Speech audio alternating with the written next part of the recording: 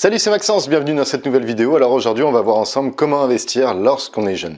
Donc pour ça, je vais te donner 7 techniques. Tout d'abord, je tiens à te dire que si tu te poses la question, c'est super parce que le temps va jouer en ta faveur. Plus tu vas investir jeune, plus tu pourras gagner de l'argent avec l'immobilier. Comme on peut le voir, les personnes qui ont acheté il y a 20 ans, eh ben, leur appartement, il est entièrement remboursé par les locataires, par exemple, si c'est des investissements locatifs. Et en plus, il vaut au moins 2 fois plus cher que le prix qu'ils l'ont acheté. Donc si tu es jeune, si tu as envie d'investir, je te conseille fortement d'investir quand tu es jeune parce que du coup, le temps va vraiment jouer en ta faveur.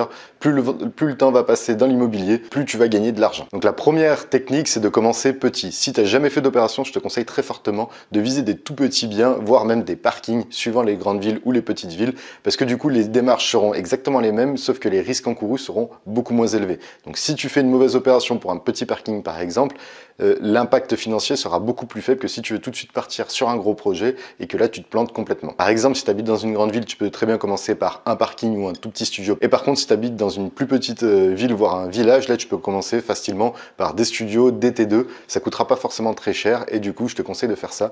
Les démarches que tu achètes un studio ou une baraque de 100 mètres carrés seront exactement les mêmes. Tu devras aller à la banque, tu devras passer devant le notaire. Donc voilà, commence petit, ça va te permettre de t'initier à toutes les démarches d'un projet immobilier. Ensuite, la deuxième technique, c'est de faire une grosse partie des travaux soi-même. Même si t'es pas forcément trop manuel, même si t'as pas trop de connaissances, je te conseille d'aller sur YouTube. L'avantage de YouTube, c'est que tu trouves beaucoup de tutos pour comment faire des petites rénovations.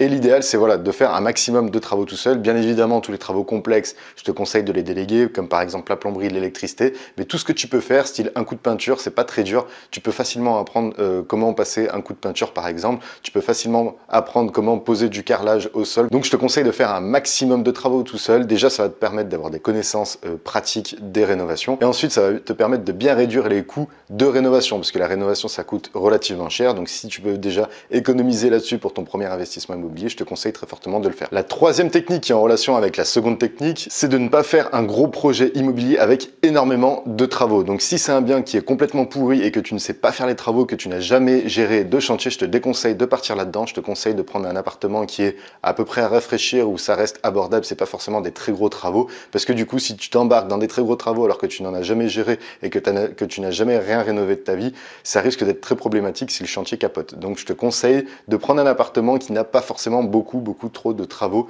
au moins pour débuter, et après la seconde opération, la troisième opération, quand tu te seras plus familiarisé avec les travaux, là je te conseille de prendre des appartements avec beaucoup de travaux parce que ce sera des meilleures affaires. Mais pour commencer, je te conseille de faire que des petits travaux, du rafraîchissement, pas vraiment des très gros chantiers. La quatrième technique, c'est d'investir dans un secteur que tu connais parfaitement. Donc ça peut être proche de chez toi ou une ville où tu as habité très longtemps, parce que du coup ça va te permettre de connaître vraiment la ville, de connaître vraiment l'attractivité de la ville et savoir s'il y a du dynamisme, si on peut louer potentiellement des appartements, parce que par exemple une ville qui est extrêmement étudiante, où tu as fait toutes tes études dans cette ville et tu as vu qu'il y avait beaucoup d'étudiants, tu peux facilement acheter un studio pour le louer à des étudiants par exemple. Donc il faut vraiment que tu connaisses ta ville, ce sera ton premier investissement immobilier, donc il faut vraiment pas que tu le loupes, il faut vraiment que tu connaisses le secteur où tu souhaites investir. La cinquième technique, c'est de travailler ton discours commercial. Quand tu vas arriver, quand les agents immobiliers vont te faire visiter des appartements, ils vont voir que tu es jeune, et si tu n'as pas travaillé ton discours commercial, donc si tu ne sais pas quoi dire lors des visites, tu vas te décrédibiliser et du coup, les agents immobiliers ne feront sûrement pas passer ton offre si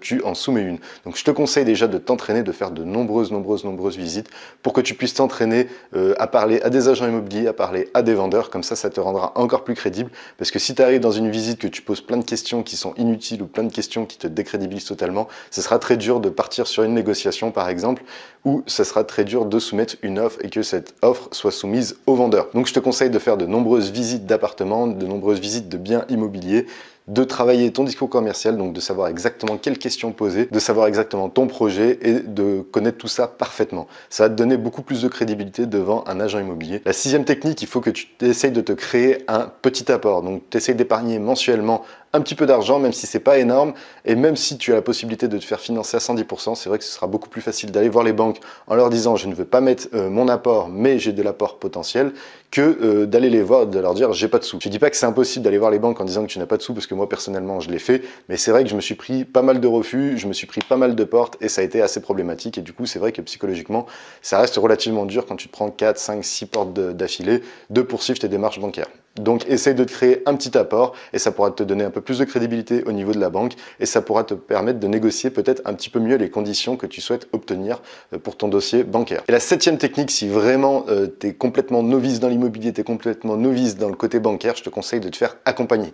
Donc par exemple pour tes recherches immobilières, tu peux très bien te faire accompagner de chasseurs immobiliers. Dès que tu vas commencer tes recherches immobilières, tu vas sûrement pas connaître le quartier, sûrement pas connaître toutes les bonnes affaires, tout ça.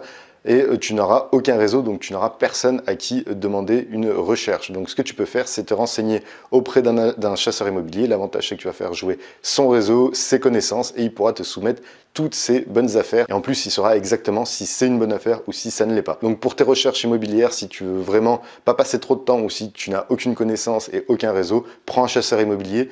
Pareil pour tout ce qui est le côté bancaire, si tu ne sais pas comment démarcher les banques, moi je te conseille d'aller voir un courtier en crédit et comme ça c'est lui qui pourra mettre en concurrence toutes les banques. Ça t'évitera déjà d'aller les démarcher une par une et en plus il pourra les mettre en concurrence et en fonction de ton profil, il saura lesquels sélectionner en priorité parce que les banques en fait sélectionnent les projets en fonction des profils. Si tu es jeune, l'avantage de ça c'est que les banques vont miser sur du long terme donc elles seront plus susceptibles de te financer parce qu'elles pourront se dire qu'elles pourront te garder en tant que client assez longtemps. Donc ça peut être un avantage qui joue en ta faveur et certaines banques ont cette politique de plutôt viser des jeunes pour les garder sur le long terme. Donc voilà pour ce qui était de cette vidéo, j'espère qu'elle t'a plu. Si ça t'a plu, n'hésite pas à liker la vidéo, à télécharger mes 2 heures de formation gratuite pour atteindre l'indépendance financière grâce à l'immobilier. Donc c'est en dessous sur YouTube, au-dessus sur Facebook. Et moi dans tous les cas, je te dis à très bientôt pour de nouvelles vidéos. Ciao!